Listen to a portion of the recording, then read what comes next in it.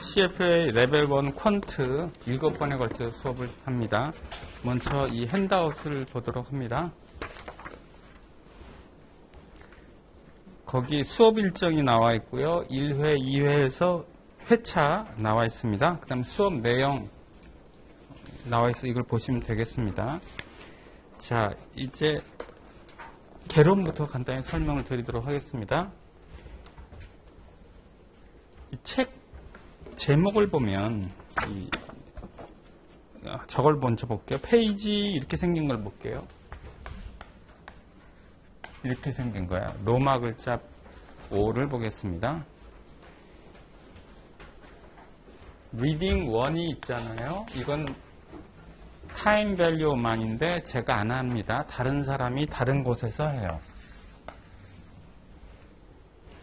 리딩 2는 organizing, visualizing, describing data, 데이터를 정리하고 그 그래프로 하고 묘사하고 그죠? 그 데이터의 정리에 관한 얘기고요.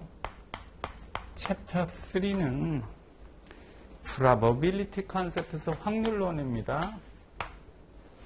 그 다음 챕터 4는 common probability distribution이에요. 확률 분포. 그 다음 챕터 5는 sampling and estimation이에요. 표본을 추출하고 추정 estimation 추정하기. 챕터 6는 hypothesis testing 가설 검증이에요. 챕터 7은 introduction to linear regression입니다. 회귀 분석이에요. 우리 제목이 퀀티터티브잖아요. 짧게 말해서 퀀트라고 하는데 제가 다룰 것은 챕터 2부터 챕터 7까지예요. 총 6챕터를 다룹니다. 근데 여기서 챕터의 제목을 보면 알듯이 뭘까요? 통계에 관한 얘기입니다. 수리적인 부분 중에서 통계에 관한 얘기를 다뤄요. 그리고 총 6챕터인데 우리가 7번 하잖아요. 3시간씩 7번 해서 총 21시간입니다.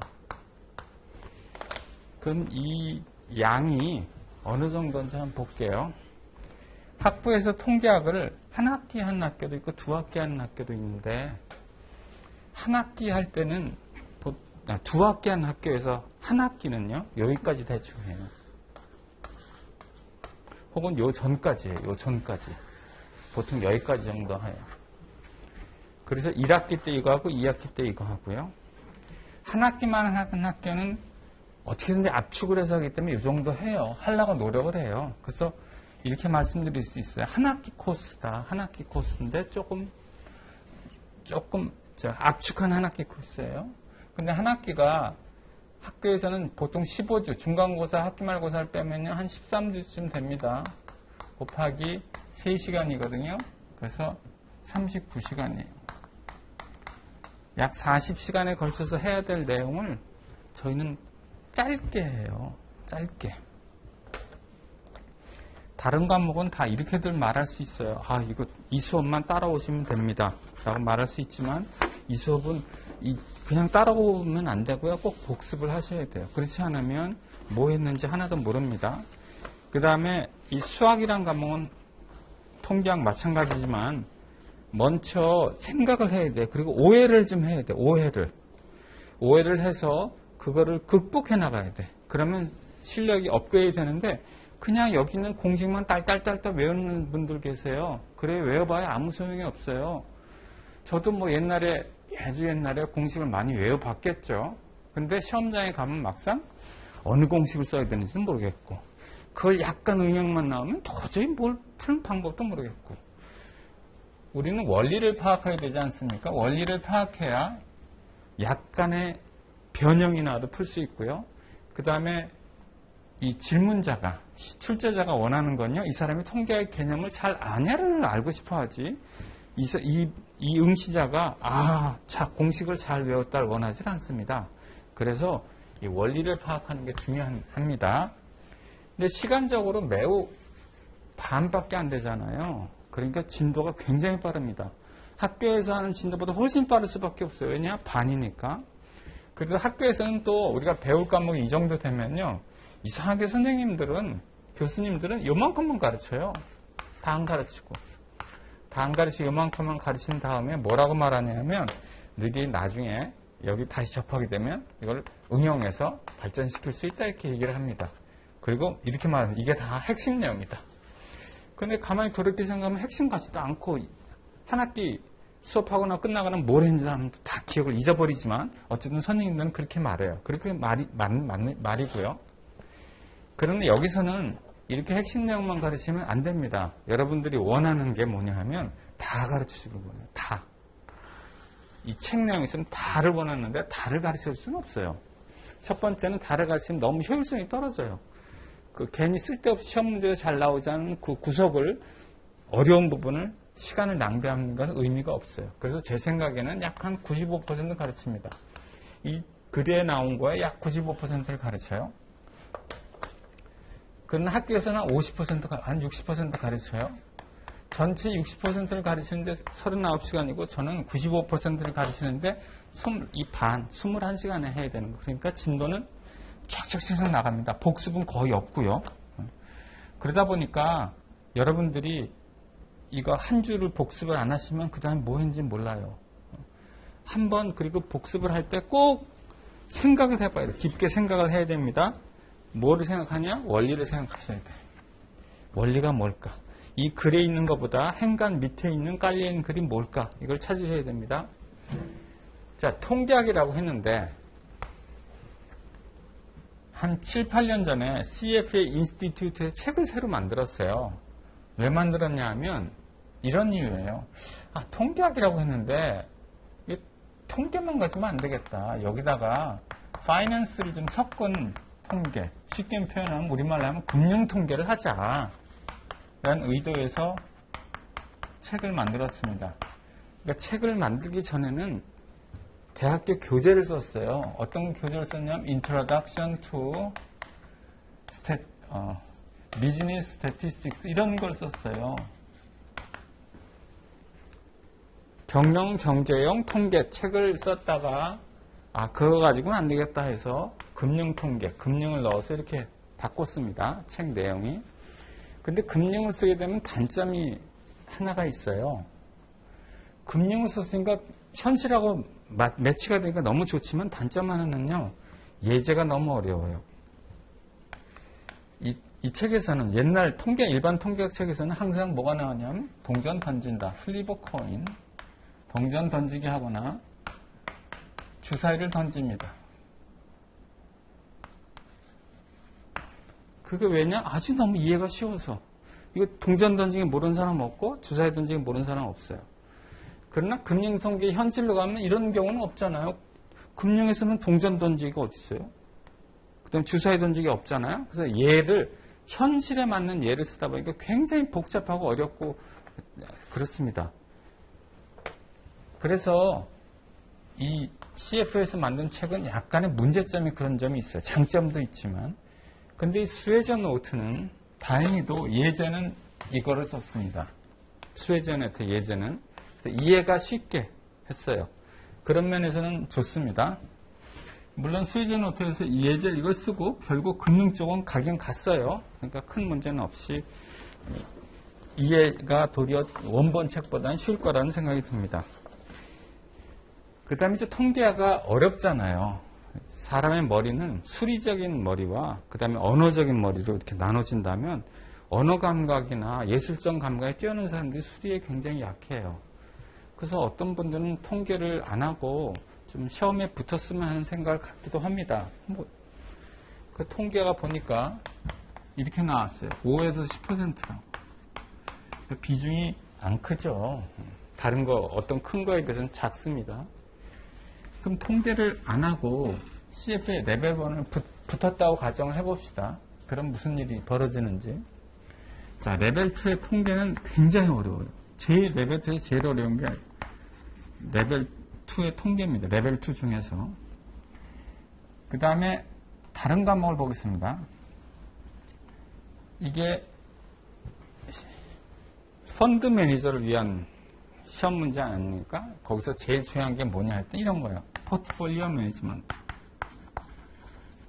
이런 과목 있죠?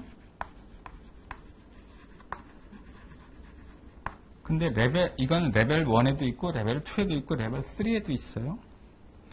레벨 1에는 없는데, 레벨 2에 있는 과목이 있어요. 리스크 매니지먼트. 이거 레벨 2와 레벨 3에 있습니다.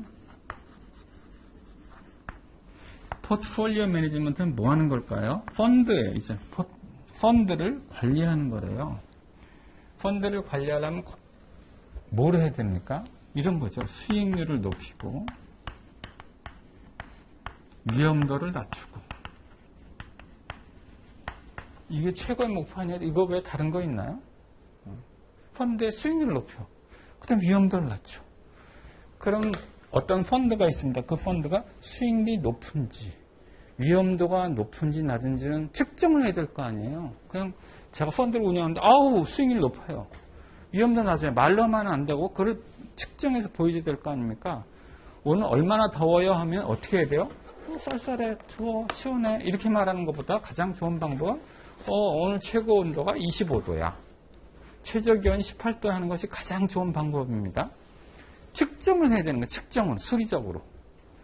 수익률은 뭐로 측정합니까? 평균값 혹은 기대 수익률로 측정을 합니다. 이건 배울 거예요. 위험도는 뭐로 측정할까요? 분산 또는 표준 편차로 측정합니다. 위험도를 다른 방법으로 측정하는 방법도 있는데 해보니까 다 소용이 없어. 결국은 다시 이걸로 들어가. 그러면 이렇게 되죠. 평균과 분산이야.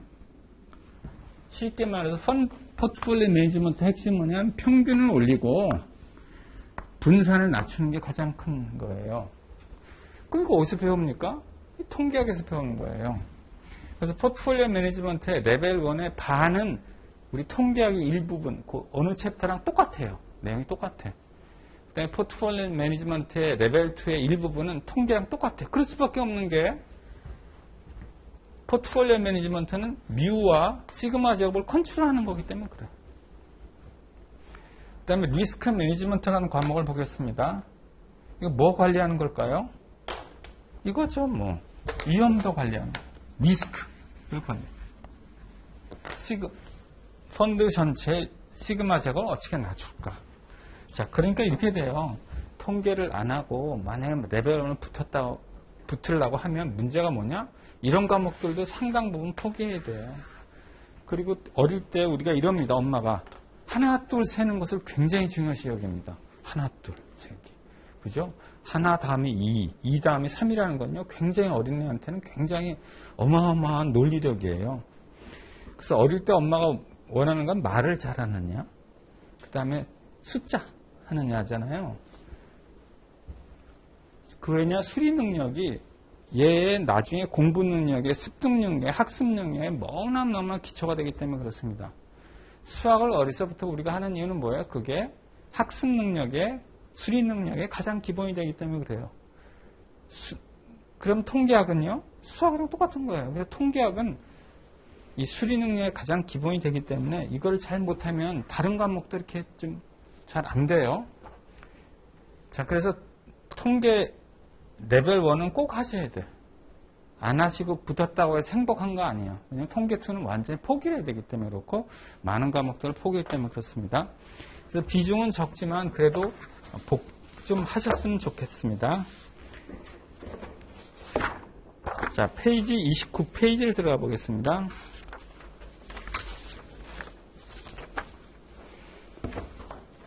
페이지 29페이지 보는데요. 핸드아웃을 볼게요. 핸드아웃의 페이지 2.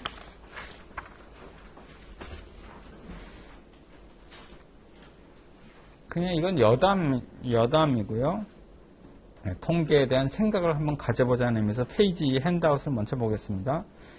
1괄호 마크 트웨인이라는 사람 있죠? 마크 트웨인이라는 사람은 들어는 보셨을 거예요. 거지와 왕자, 허클베리 핀의 모험, 탐소의 모험. 근데 이분이 풍자를 너무너무 좋아하세요. 그 허클베리 핀의 모험은 우리나라에서는 그렇게 인기가 없는데 이분의 책이 가장 미국에서 존경받는 이유 중에 하나는 지방의 토속어를 많이 썼습니다. 우리나라 김일정 선생님의 글을 보면 어때요? 이거 무슨 한글은 한글인데 잘 정확히 이해를 못하잖아요. 왜냐하면 그 지역에 아주 그 토속적인 단어, 방언을 쓰기 때문에 그렇잖아요. 이 마크 트웨이는 거기 나오는 흑인애가 있고, 그 다음에 허클베리가 있고, 탐이 있는데, 그 다음에 몇 명 있는데요. 그 짐이다, 흑인. 그 토속어를 써요. 토속어를 쓰는데 우리나라 번역은 어떻게 했냐? 짐이 한 말은 전라도, 그냥 일반어를 번역했고, 누구는 경상도 일반어를 번역하니까 흥미가 하나도 안 느끼는 거예요. 김유정 씨처럼 어떤 그 마을에 토속어를 번역했으면 더 멋있었을 텐데 그렇게 하기 힘들었겠죠. 어쨌든 이분은 그런 토속어를 그대로 문학에 살린 분입니다. 이분이 풍자를 너무 좋아하는데 이런 말을 했어요. There are three kinds of lies. 세 종류의 거짓말이 있대요. lies가 있고요. 저는 이렇게 해석합니다. 단순한 거짓말이 있고요. damned lies가 있고요. 어떤 데는 이거를 새빨간 거짓말이라고 하는데 저는 이렇게 해석해요. 그럴듯한 거짓말이 있고요. and statistics. 그래서 통계가 있대요. 단순한 거짓말이라는 것은 말도 안 되는 거짓말. 그냥 당연히 보는 앞에서 할아버지가 나 3살이야 하는 거짓말. damned lies는 사기꾼들이 하는 거짓말. 왜냐하면 그럴듯합니다.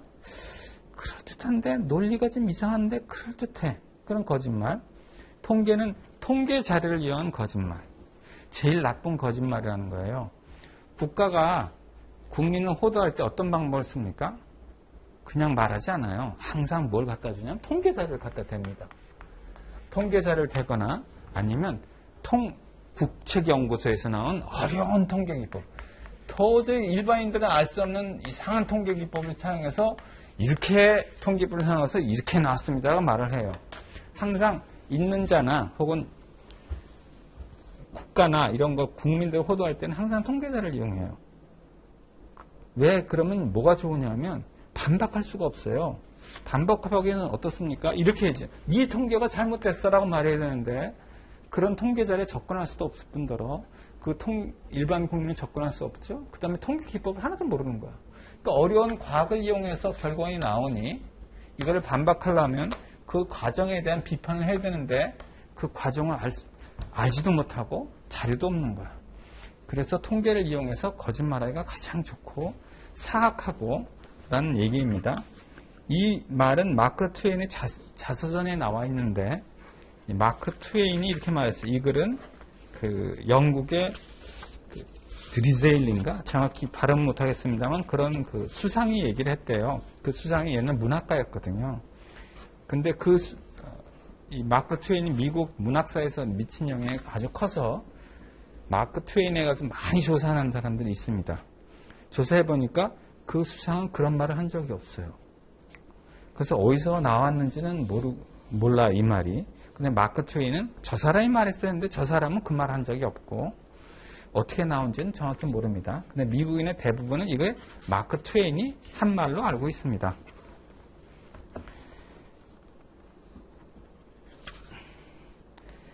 자, 그 다음에 그 밑에 통계 있는 외국은 나중에 다시 볼 때 하도록 하겠습니다. 자, 어디 보시냐면 책으로 돌아옵니다.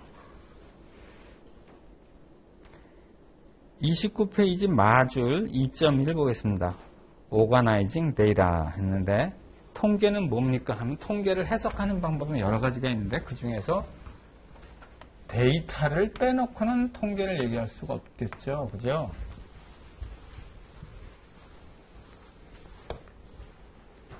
데이터가 이렇게 수없이 많을 거 아닙니까? 그럼 수없이 많은 데이터가 예를 들어 10만 개가 있다고 해볼게요. 데이터가 10만 개 있으면 그게 의미가 있나요? 그거 보고 나서 이렇게 라고 말할 수 있을까요? 자, 다음 예를 보겠습니다. 어느 직원이 이제 회사에 입사했어요. 그 사장님이 이렇게 사장님이 불렀어. 그 직원 불러서 우리가 지금까지 여성복만 했는데 이제 남성복도 좀 해야 되겠어. 남성복도 해야 되겠으니까 남자 키 좀 알아봐.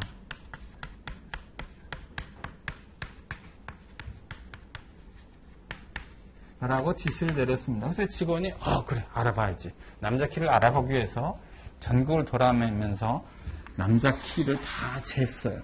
그래서 무려 100만 개를 재웠어. 그 100만 개를 재워서 사장님한테 그랬어요. 사장님이 알아오라고 해서요. 알아오라고 그랬잖아요. 그래서 알아왔어요. 알아온 거죠. 그럼 사장님이 좋아할까요? 100만 개가 있으면 뭐합니까? 아무 의미가 없지. L의 숫자가 한두 개 있는 게 더 낫지. 한 개 있으면 이렇게 나왔지만 100만 개 있으면 숫자의 단순한 나열에 불과하지. 이거 가지고는 아무것도 안 돼. 그럼 이걸 어떻게 해야 됩니까? 데이터를 오가나이징 해야죠.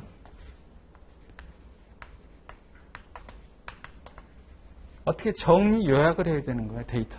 그래야 사장님이 이렇게 생겼구나. 그래야 한국 남자의 키가 이렇구나를 알 수 있는 거잖아요.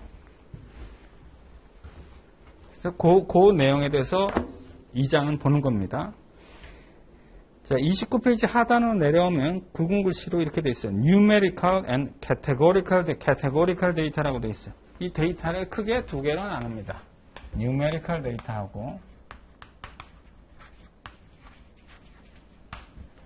Categorical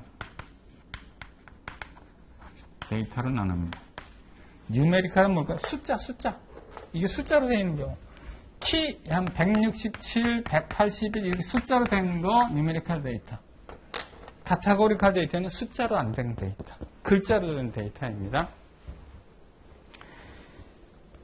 자, 밑에서부터 네 번째 줄 보겠습니다. Numerical Data or Quantitative Data. Numerical Data 하거나 Quantitative Data. 즉 숫자로 구성된 데이터. 그 밑을 볼게요. 밑에서 세 번째 줄 Discrete and Continuous라고 되어 있는데 이 Discrete 우리말 번역은 이산이고요.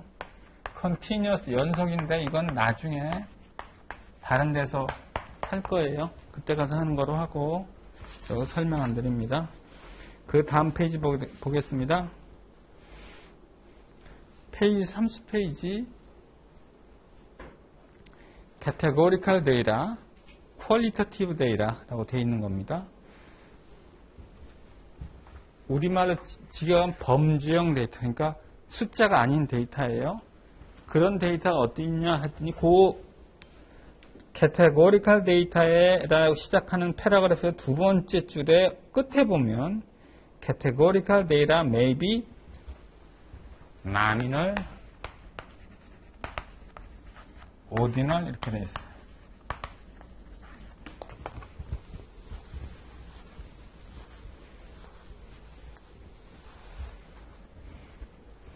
그리고 나미널 데이터라고 되어 있죠. 나미널 데이터 예를 보겠습니다. 그 예를 그대로 따를게요. 나미널 데이터라는 패러그래프의 두 번째 줄에 이렇게 나왔어요. 뮤추얼 펀드. 뮤추얼 펀드를 자료를 수집하고 있어요. 그랬더니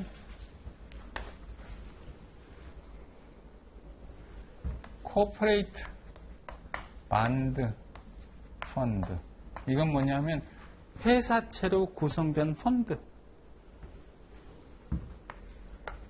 인터내셔널 책 그대로 따릅니다. 그래야 여러분들이 이 이야기 나중에 읽을 때 편하게 하기 위해서 그렇습니다. 내셔널 반드 펀드. 이게 뭐야? 해외채 펀드.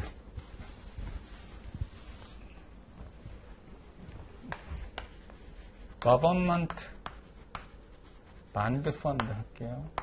이건 뭐야? 국가채. 자, 데이터를 수집했어요. 이렇게 데이터를 수집했어. 자, 펀드 어느 정도인가 봐 했더니 하나 이거 코퍼레이트 펀드예요. 그 다음 코퍼레이트 거버먼트 펀드예요. 그 다음 건 회사채예요. 그 다음 수집한 자료 인터내셔널 펀드예요. 딱 이렇게 모았어. 이거 데이터요. 숫자로 구성되어 있지 않죠? 근데 어떤 순위가 있나요? 어느 게 크고 작고 이런 게 있나요? 아니야. 서로 대등해. 서로 대등하다는 건 조금 이따 다른 거랑 비교해보면 이해할 수 있습니다. 자, 이런 걸 나미널 데이터라고 합니다.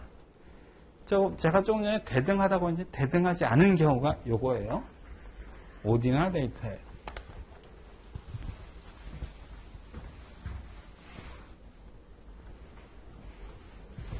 오디널 데이터는 그 다음 챕터에 나와 있습니다. 100개의 펀드를 대상으로 해서 랭킹을 먹였어요. 1등 ABC라는 펀드고요. 2등 XYC라는 펀드고요. 3등 한번 해보겠습니다. 자, 이때 데이터를 수집했어요. 글자로 해도 되는데 글자로 수집하면 너무 어려우니까 숫자로 할게요. 첫 번째가 1등이야. 하나 봤더니 첫 번째 수집한 게 1등이야. 그 다음은 게 5등이고 그 다음에 10등이고 그 다음에 8등이 나오고 이렇게 쭉 나왔어. 이것은 숫자로 구성되어 이거 숫자로 구성되는 거 아니에요? 하는데 숫자로 구성되어 있지만 숫자하고는 별로 의미가 없어. 그 얘기는 무슨 얘기냐면 1과 5를 볼게요. 5배죠? 5배의 의미인가요? 5배의 의미는 없는 거야. 예를 들면 숫자로 구성된 데이터를 보겠습니다. 너 얼마 갖고 있니? 물어봤더니 나 1불 있어. 너는 얼마 갖고 있는데? 5불 있어.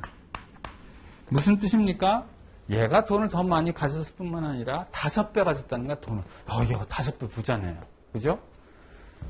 여기서 수집되는데 1, 5 수집했습니다. 그럼 얘가 5배예요? 5배는 아니야. 근데 뭐는 알 수 있죠? 얘가 성적이 더 좋아.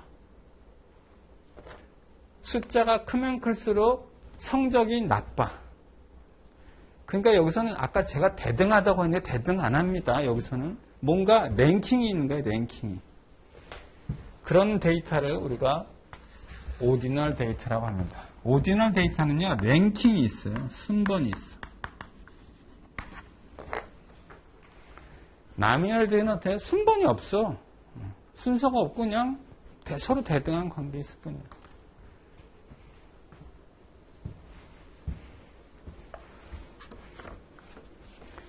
그 다음 페이지 30페이지를 보겠습니다. Time Series and Cross-Sectional Data 라고 했는데 그거 설명을 드릴게요.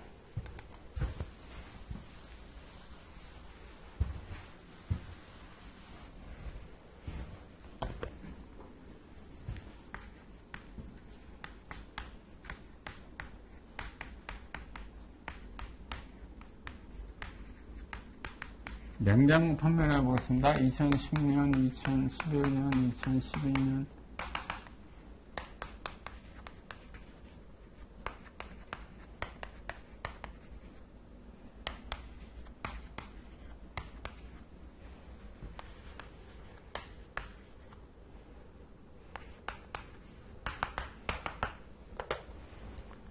연도별 냉장고 판매량입니다. 데이터를 이렇게 나눠볼게요. 이런 데이터가 있어요. 그 다음에 이런 데이터가 있어요. 노란 데이터는 뭡니까? 삼성의 연도별 판매량이야. 연도별 판매량. 빨간 데이터는 뭐죠? 특정한 시점에 있어서 기업들의 판매량이에요. 우리가 지금 뭐 배우냐면 타임 시리즈 데이터와 크로스 섹셔널 데이터를 나누잖아요. 이거부터 보겠습니다. 타임 시리즈 데이터. 노란 거와 빨간 거지 어느가 해당될까요? 시간의 흐름과 함께하는 데이터야. 노란 거죠. 왜냐하면 노란 거는 연도별 시간의 흐름과 함께하는 삼성의 판매량이라 이걸 타임 시리즈 데이터라고 불러. 그럼 크로스 섹셔널 데이터는 말이 좀 어렵잖아요. 이런 걸 크로스 섹셔널 데이터라고 불러. 특정한 시점에서의 데이터예요. 타임 시리즈는 특정한 시점에 이제 기간이고 시간이 흘러가는 거고 크로스 섹셔널은 특정한 시점이에요. 그럼 왜 데이터를 이렇게 나눌까 하면 이렇습니다. 타임 시리즈 데이터는 일반적으로 어떨까요? 다 커져 항상 여기에 타임 놓으면 뭐 환율 이런 걸 빼놓고는 뭐 판매량 이런 건 다 일반적으로 커집니다. 크로스 섹셔널 데이터는 그렇지는 않고요. 그 타임 시리즈 데이터는 이런 특징을 갖고 있어. 그리고 타임 시리즈 데이터는 또 하나의 특징이 뭐냐면 예를 들면 냉장고는 아니고 냉장고는 난로라고 보겠습니다. 겨울에 많이 팔리고 여름에 안 팔리고 겨울에 많이 팔리고 여름에 안 팔리고 다 이렇습니다. 맥주 판매량도 보면 이래요. 계절적 요인이 있고요. 외국인의 국내 입국자 수도 보면 이래요. 어떤 계절적인 패턴을 갖고 있어요. 계절적인 패턴을 갖고 있습니다. 그럼 장점이 뭐냐? 다음 이렇게 볼게요. 여기 와 있어요, 지금. 다음을 예측해 볼게요. 그 다음 어떻게 될까요? 패턴이 이렇게 되겠네, 뭐. 그래서 타임시리즈 데이터는 뭐가 좋으냐 하면 이 패턴을 알면 미래를 예측하는데 굉장히 정확하게 예측할 수 있어요. 패턴만 찾으면. 크로스 섹셔널 데이터는 그렇지 않습니다. 그래서 우리가 타임시리즈 데이터를 별도로 나눠서 많이들 통계적인 분석을 해요. 왜? 그런 계절적인 패턴을 찾으면 예측이 너무 좋기 때문에. 자, 31페이지 보겠습니다. Structured and Unstructured Data예요. 지금 우리가 뭐 하고 있냐면 사장님이 말한 데이터를 정리하려는데 정리하기 전에 이 데이터가 어떤 데이터야 하는 거야. 정리를 하기 전에는 이 데이터의 속성을 알아야 우리가 정리를 제대로 할 거 아니에요. 데이터가 이렇게인가? 이런 건가? 아니면 이런 데이터인가? 이런 데이터인가? 또 아니면 이번에 스트럭처럴 데이터인가? 언스트럭처럴 데이터. 그 데이터의 속성, 원 데이터의 속성을 파악해야 정리를 할 수 있으니까 그 원 데이터의 속성을 파악해 보려고 하는 겁니다. 자, 이번에는 structured data하고 unstructured data예요. 어느 백화점에 고객 리스트를 한번 보겠습니다. 고객명, 고객 번호, 주소, 지출액 딱 나왔다고 해볼게요. 1번, 2번, 3번, 4번 있고 A, B, 미스터 C 쭉 나왔어요. 주소 나오고 이렇게 나왔어요. 종로구 지출액 800원 이거 어디서 나옵니까? 엑셀 시트에 나오죠. 엑셀 시트. 자, 여기는 숫자로 된 데이터도 있고 글자로 된 데이터. 그러니까 뉴메리컬 데이터 있고 캐테고리컬 데이터도 있어요. 다 포함되어 있지만 특징이 엑셀 시트로 표현할 수가 있어. 이렇게 정리할 수 있어. 이런 데이터를 스트럭처럴 데이터라고 부릅니다. 엑셀 시트로 표현할 수 있는 데이터. 데이터베이스화 할 수 있는 데이터예요. 근데 데이터베이스 하기 어려운 데이터를 unstructured 데이터라고 합니다. 예를 들면 블로그의 글. 그 다음에 여러분 태풍이 온다 그러면 인공위성 사진이 있죠? 그 인공위성의 그 구름 사진.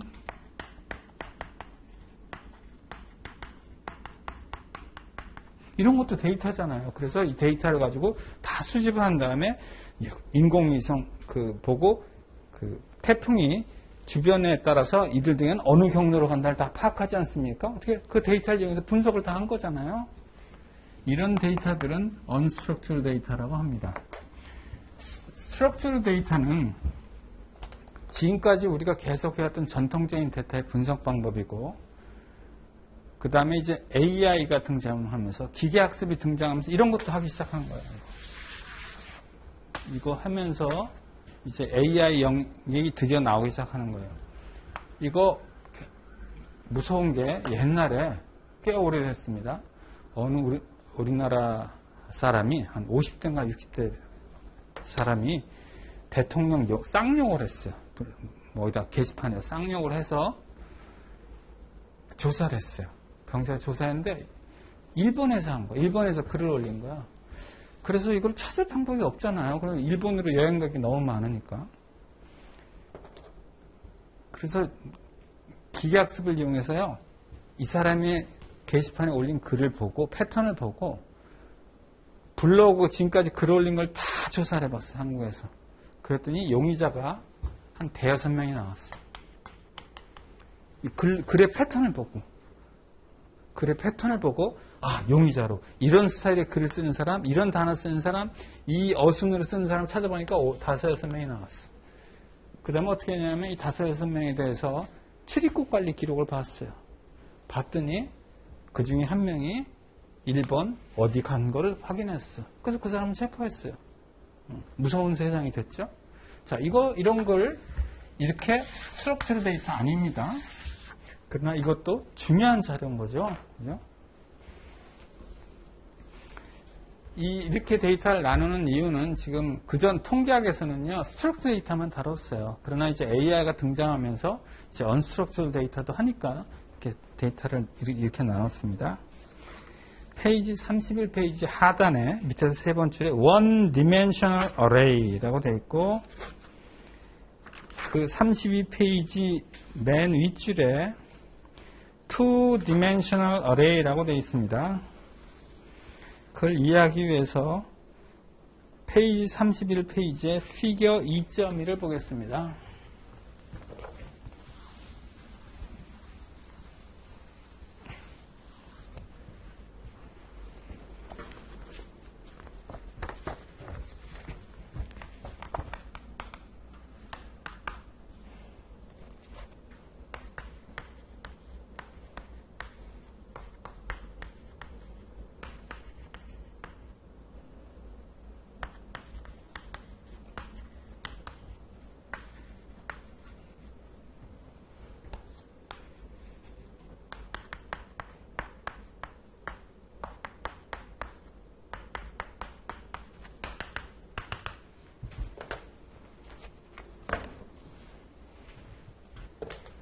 자, 이 데이터를 볼게요. 이 데이터는 뭐예요? 캐나다의 월간 데이터예요.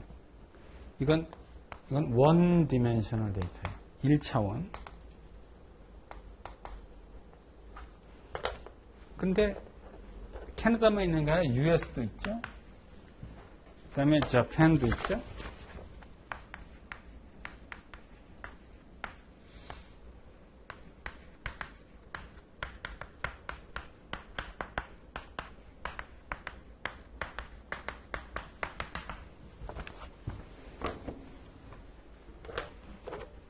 이런 데이터를 보겠습니다. 이건 뭘까요? 월별뿐이 아니라 뭐죠? 국가별이죠. 월별과 국가별. 투 디멘셔널입니다.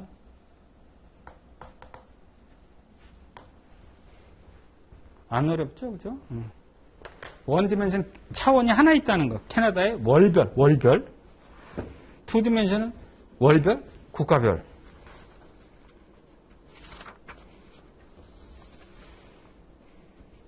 자, 페이지 32페이지를 보겠습니다. 지금까지 한 건요, 수집된 데이터가 어떤 속성을 갖는지 정리를 하기 전에 속성을 파악해야 제대로 정리를 할 거 아니에요. 그래서 어떤 특징을 갖는지, 속성이 있는지를 본 겁니다. 이제부터는 데이터를 정리하는 단계. 페이지 32페이지에 위에서 한 6, 7번째 줄에 보면 frequency distribution이라고 되어 있습니다. 데이터에 오가나이징하는 방법 중에 하나가 frequency distribution이에요. 여러분 아는 내용인데 영어만 모를 거예요. 도스 분포표입니다.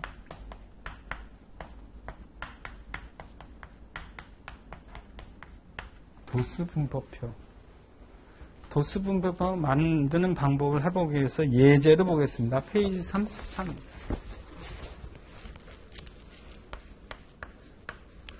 페이지 33에 example 했는데 제목이 이렇게 되죠. Constructing a frequency distribution. 도스 분포표 만들어 보기 했어요. 페이지 30에 테이블 A를 보겠습니다. Annual returns for Intelco Incompany Common Stock. 인텔코라는 회사의 보통주, Common Stock 보통주의 연간 수익률이에요. 증권사에 어느 고객이 찾아갔어요. 그래서 증권 직원한테 나 인텔코란 회사의 수익률에 관심이 있는데 이것 좀 자료 좀 수집해 주세요 했더니 이 증권사 직원이 네 하고 자료를 이렇게 수집해 줬어요. 지난 20년간의 연간 수익률이 이렇습니다 하고 얘기를 해준 거예요. 그 자료의 개수는 20개입니다. 20년간이니까. 그럼 이 20개를 보고 거기 바로 알아볼 수 있을까요? 어렵습니다. 20개도 어려운데 만약에 데이터가 진짜 직원이 열심히 해서 100만 개를 가져왔다면 어떨까요? 하나도 모르겠어. 숫자만 나와도 됐을 뿐이지. 그럼 어떻게 돼요? 이걸 오가나이즈 해야죠. 오가나이즈 해서 그 고객이 이 회사의 수익률은 이렇군요 하고 느낌을 가질 수 있게 만들어둬야잖아요. 그 오가나이징을 한번 해보겠습니다. 오가나이징 하는 방법 중에 하나가 바로 도수분법표예요. 페이지 32페이지를 보겠습니다. 페이지 32페이지에 보면 스텝 1이라고 되어 있죠. 스텝 1. 첫 번째 하드는 뭐냐? define intervals. 인터벌을 정의해봐. 인터벌이라는 건 뭐냐? 구간을 정의해봐. 구간이라면 도수분표는 이렇게 만들어지는데 인터벌을 먼저 정해. 이거 퍼센트니까 구간을 10 정도 나누면 좋겠네요. 그래서 페이지 33페이지에 보니까 테이블 B에 보니까 이렇게 했어요. 이렇게 나눴어요. 30% 이상 R은요 이 리턴입니다. 리턴이고 T는 시간이라 그냥 이렇게 썼어요. 이 책에서 20% 20% 미만 마이너스 30% 이상 했어요. 그 다음 마이너스 20% 이상 마이너스 10% 미만 마이너스 10% 이상 0% 미만 0% 이상 10% 미만 이렇게 구간을 나눴습니다. 첫 번째 구간을 나누셔야 했더니 구간을 이렇게 나눴어요.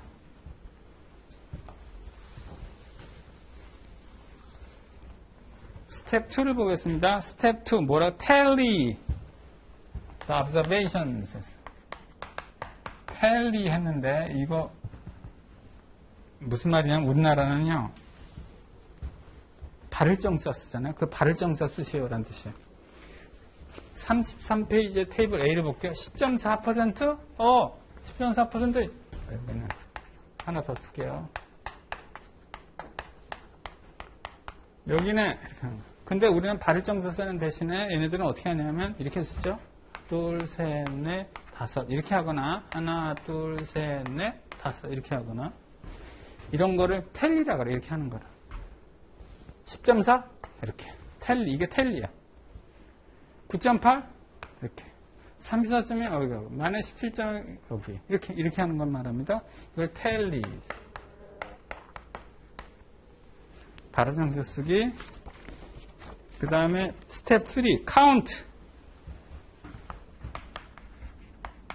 카운트 하래요. 이렇게 생겼으니까 몇 개죠? 카운트 하라고. 하나, 둘, 셋, 넷, 다섯, 여섯, 일곱 이렇게 카운트 하래요. 카운트를 해보겠습니다. 카운트 했더니 그게 여기 하나, 둘, 셋, 일곱, 셋 이렇게 나왔어요. 카운트 했죠?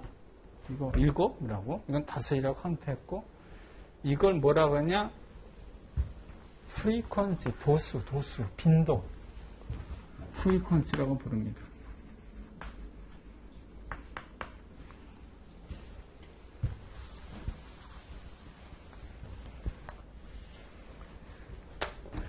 이것을 우리가 도수분법표라고 불러요.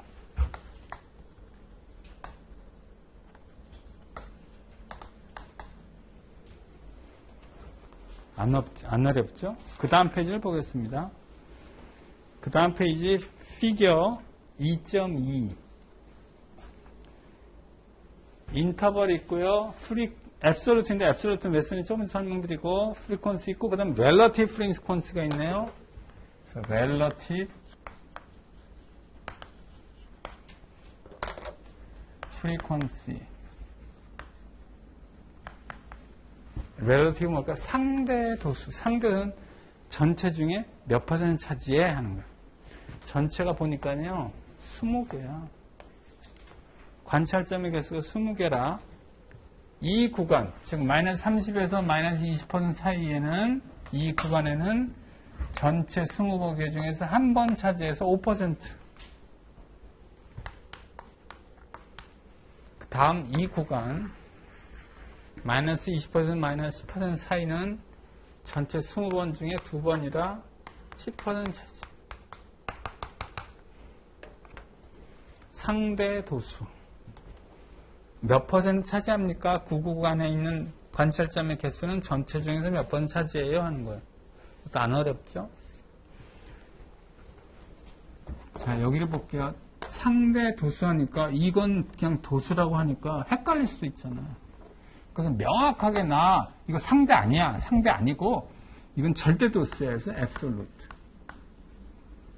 쓰셔도 되고 안 쓰셔도 됩니다. 앱솔루트를 쓰는 이유는 이거 상대 아니라는 걸 강조하기 위해서. 그다음에 피겨 2.2 밑에 보니까 cumulative absolute frequency, cumulative relative frequency 했어요. cumulative는 누적.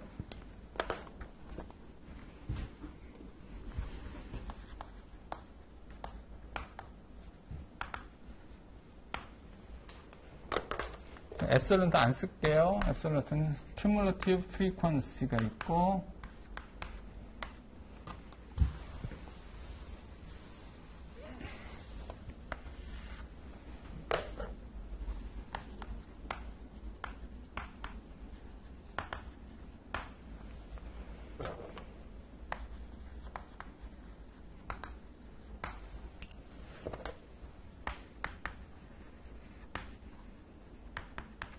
큐뮬러티브는 뭐냐면 뭐뭐 이하는 총 이렇게 되는 거죠. 첫 번째 칸은요 마이너스 20% 이하는 총 몇 번입니까? 한 번. 두 번째 칸에는요 마이너스 10% 이하에는 총 몇 번 있어요? 한 번 있고 두 번 있네? 세 번. 그 다음 0% 미만은 총 몇 번 있어요? 그러니까 6번 있나요? 이렇게 쓰시면 되고 cumulative relative frequency는 뭐뭐 이하는 총 몇 퍼센트예요? 하고 물어본 거예요. 첫 번째 칸에는 마이너스 20%는 총 몇 번, 몇 퍼센트나 있습니까? 한 번이라 5%만 있고 그 다음 칸에는 마이너스 10% 미만은 총 몇 퍼센트나 있어요? 그러니까 10%, 5%니까 15% 있었고 그 다음에 옮겨주세요.